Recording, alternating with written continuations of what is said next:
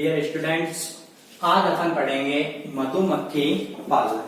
सबसे पहले देखते हैं कि भाई मधुमक्खी पालन होता क्या है।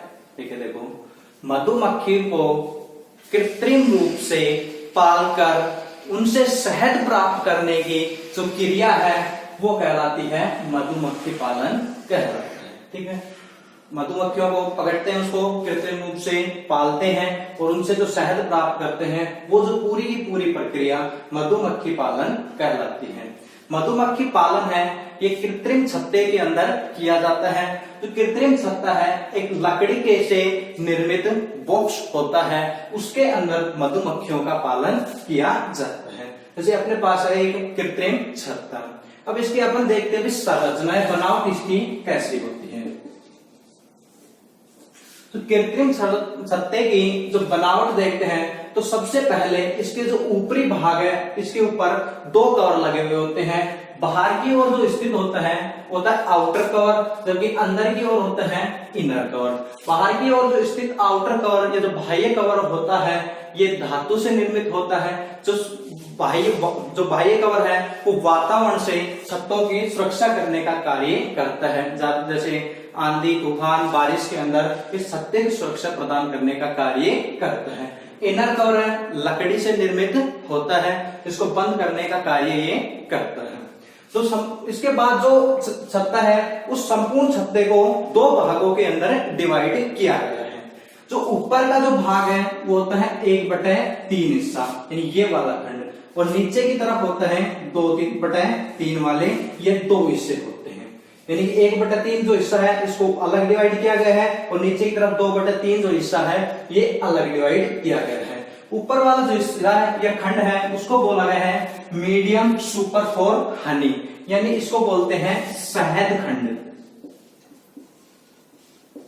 जिसके अंदर शहद एकत्रित किया जाता है। जबकि जो नीचे के जो खंड आपको दिखाई दे रहे हैं 2/3 जो हिस्से के बने हुए होते हैं, ये जो खंड है वो कहलाते हैं शिशु खंड। शिशु खंड है ये भी दो खंड होते हैं। नीचे की तरफ होता है वो फर्स्ट शिशु खंड, जबकि ऊपर की तरफ होता है वो सेकंड शिशु खंड होता है। इनके अंदर शिशुओं का पालन किया जाता है। जो रानी अंडे देने का जो कार्य है वो इन्हीं खंडों के अंदर करती है और रानी भी इन्हीं खंडों के अंदर निवास करती है। ठीक है, देखो अब इनके अंदर जो शहद का निर्माण है वो कैसे, देखो ये जो खंड है फर्स्ट खंड, यानी ऊपर वाला जो खंड है और ये नीचे के ये दो खंड है, यानी ऊपर का 1/3 हिस्सा और नीचे की तरफ 2/3 हिस्सा होते हैं। इन दोनों के मध्य में एक जाली लगी होती है। यहां पर एक जाली लगी होती है। ये जो जाली है इसके अंदर सूक्ष्म आकार के छिद्र पाए जाते हैं। ये छिद्र इतने ही बड़े होते हैं जिनसे केवल श्रमिक ही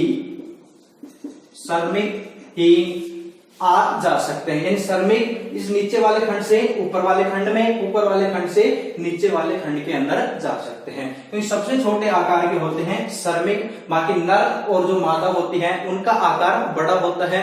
जो इस जाले के अंदर उपस्थित जो छिद्र होते हैं जिनसे ये ऊपर की तरफ नहीं जा पाते हैं। इनका आकार छोटा इसलिए रखा गया है क्योंकि कभी कभी जो रानी है अगर ये इसका आकार बड़ा होगा तो रानी शिशु खंड से शहद खंड के अंदर प्रवेश कर जाएगी। रानी प्रवेश करने के कारण ये जो शहद खंड के ऊपर अंदर उपस्थित जो कोष्ठ है उनमें अंडे दे देगी, जिससे कि जो शहद है वो दूषित हो जाएगा।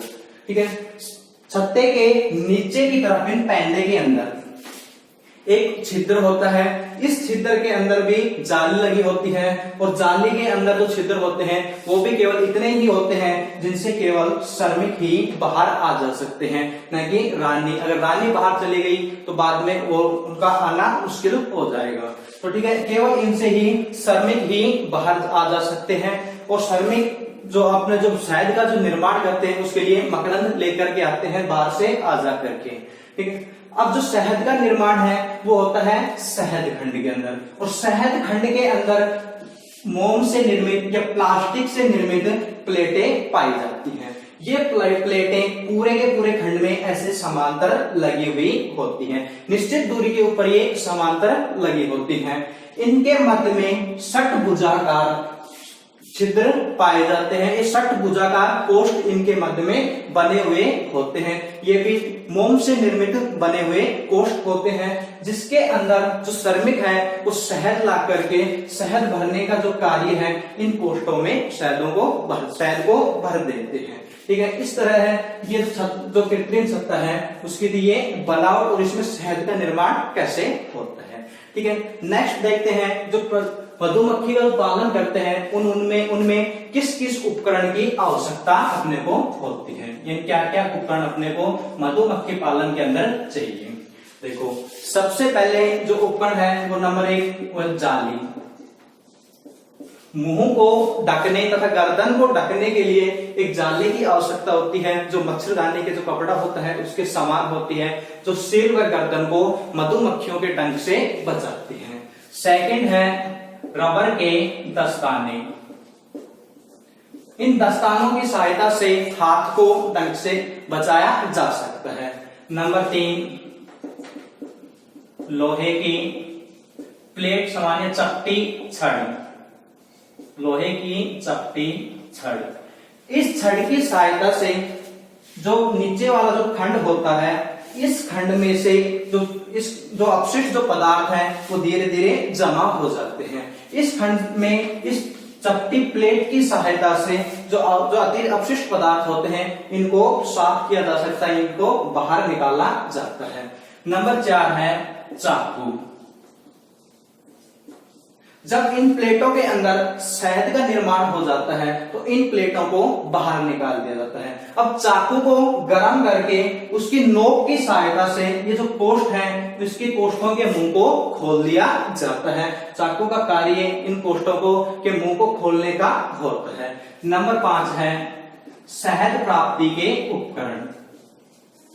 जैसे ही चाकू की सहायता से इन प्लेटों के कोष्ठों का मुंह खोलते हैं तो शहद प्राप्त करने के लिए जो उपकरण होते हैं उसमें इन प्लेटों को डाल दिया जाता है। अब प्लेटों को गोल घुमाया जाता है तथा अपकेंद्रीय बल के द्वारा प्लेटों से शहद बाहर आ जाता है तथा उसे ठोटी को खोल करके शहद को बाहर निकाल लिया जाता है। ये तो थे जो मधुमक्खी पालन करते हैं उनमें काम आने वाले कुछ उपकरण। तो आज अपन ने पढ़ा था मधुमक्खी पालन के अंदर मधुमक्खी पालन क्या होता है तथा इसके अंदर जो बक्सा है इसके अंदर क्या इसकी बनावट देखी थी और इसमें काम आने वाले अपने उपकरण के बारे में अध्ययन किया था। ठीक है, बाकी नेक्स्ट क्लास में।